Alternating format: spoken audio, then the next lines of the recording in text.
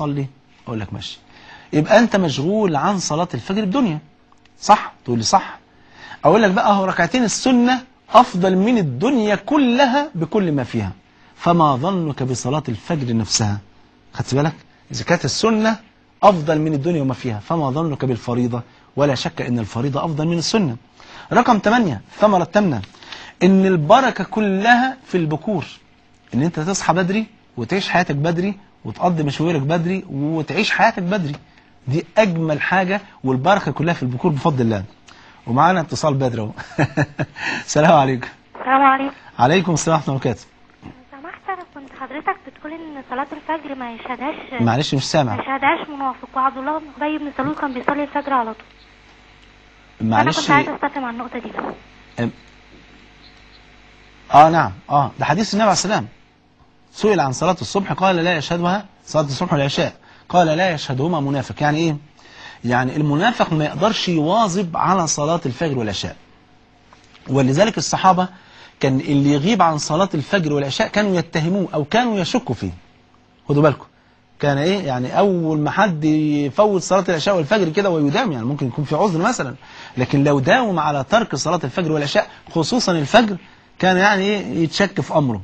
تمام كده؟ فعشان كده بنقول ايه، النبي عليه الصلاه والسلام قال ايه؟ لا يشهدهما منافق. لا يمكن يواظب على الفجر والعشاء انسان منافق، ودي علامه من علامه الخير يا جماعه. ولذلك ورب الكعبه افضل صداقه في الدنيا، ولسه جايين في الكلام اهو، هي صداقه الناس اللي بيصلوا مع بعض صلاه الفجر. طيب، يبقى ان تامن حاجه ان البركه في البكور. يقول صلى الله عليه وسلم كما عند احمد والترمذي بسند صحيح عن صحابي اسمه صخر الغامدي، قال ان النبي صلى الله عليه وسلم قال اللهم بارك لامتي في بكورها. البركة دي عامة على فكرة، بركة في كل حاجة بقى. كان صخر الغامدي ده راوي الحديث ده كان يرسل التجارة بتاعته كلها في أول النهار حتى كثر ماله، وكان لا يدري أين يضع هذا المال. وكان النبي صلى الله عليه وسلم يرسل الجيوش بتاعته في أول النهار. بقول لك البركة كلها بركة عامة، بركة في الصحة، بركة في المال، بركة في الأولاد، بركة في الزوجة، بركة في السفر اللي انت هتسافره، بركة في تجارتك، في كل حاجة في البكور. ان انت تعمل حاجه بعد صلاه الفجر مباشره. ولذلك سبحان الله تجد في بعض البلدان اللي عايشه بقى بالشكل ده تلاقي حياتهم بتبدا بعد الفجر بساعه. هو بيصلي ويقعد مثلا لحد الشروق ويصلي الضحى وكده، وبعدين يخرج يفتح المحل ويبتدي يشتغل. بفضل الله لحد قبل صلاه الظهر بيكون الحمد لله مرضي تماما، وربنا اكرمه بالمكسب اليوم ده كله، وممكن يقفل بعد كده مفيش مشكله. بس المهم يعني ايه، البركه كلها في البكور. فكان النبي صلى الله عليه وسلم يرسل الجيوش في اول النهار. طب معانا اتصال. السلام عليكم.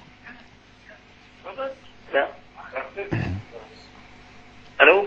السلام عليكم. السلام عليكم. عليكم السلام ورحمه الله وبركاته. السلام عليكم. عليكم السلام ورحمه الله وبركاته. استاذ محمود مصري. ايوه. الله يخليك يا فندم. السلام عليكم. عليكم السلام ورحمه الله وبركاته. الو. هو بيسلم ولا بيجراه؟ عليكم السلام ورحمه الله وبركاته. الو. انا قلت انت بيعمل بروفه تقريبا. السلام عليكم. عليكم السلام ورحمه الله وبركاته. الو استاذ محمود. هو تقريبا مش مصدق. طب استاذ محمود والله معاك والله. طيب طب السلام عليكم. السلام عليكم. الو. السلام عليكم. السلام عليكم. السلام عليكم يا شيخ محمود. عليكم السلام ورحمة الله وبركاته. أنا أختك من تونس. يا أهلا وسهلا بأهل تونس. أنا كنت عايزة أقول لك إن اللي ما بيصليش صلاة الفجر والله محروم. أي والله. وما بيقومش الليل كمان محروم. أي والله دي فعلا. أنا ملتزمة بقالي سنة. ما شاء الله. بقوم الليل والفجر والصبح بالحاضر.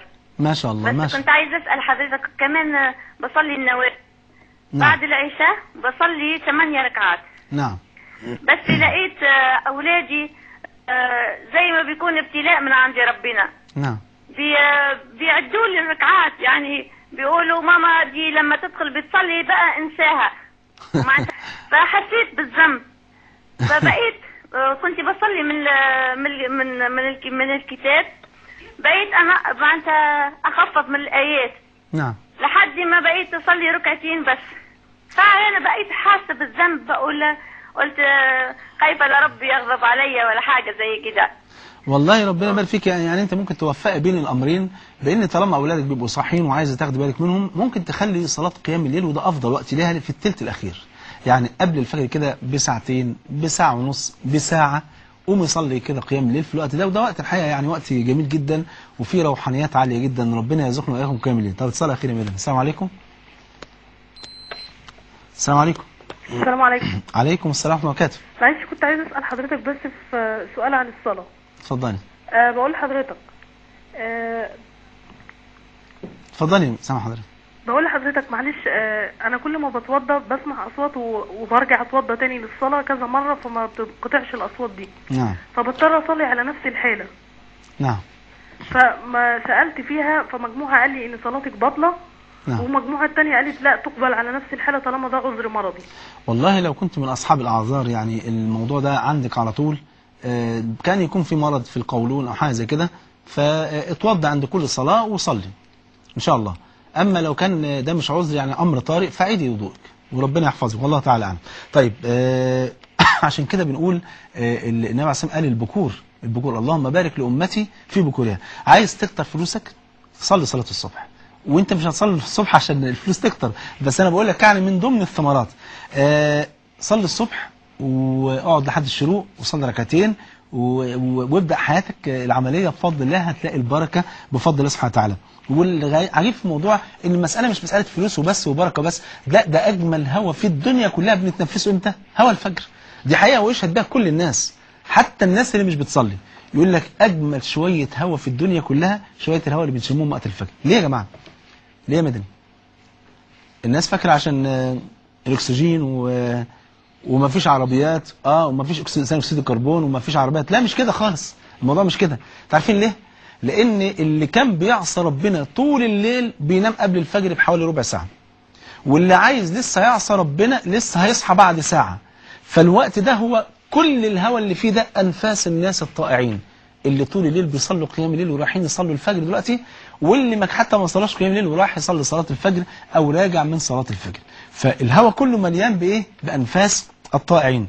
ولذلك انا بقول فعلا حقيقه هم دول صفوه المجتمع.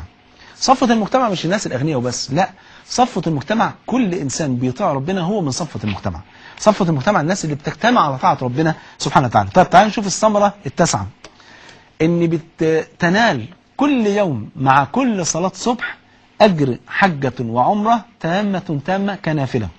يقول صلى الله عليه وسلم، احنا بطلنا نصلي عليه ولا ايه؟ صلى الله عليه وسلم كما عند الترمذي بسند صحيح: من صلى الصبح في جماعه ثم جلس يذكر الله عز وجل حتى تطلع الشمس ثم صلى ركعتين كان له كأجر حجة وعمرة تامة. يا الله، ده كلام حبيبك صلى الله عليه وسلم. ولذلك كان النبي يحرص جدا على هذه الجلسة المباركة كل يوم. عايز تنال الأجر ده بقى، أجر الحج والعمرة كل يوم، خد بالك هتعمل خطوات، 4 خطوات.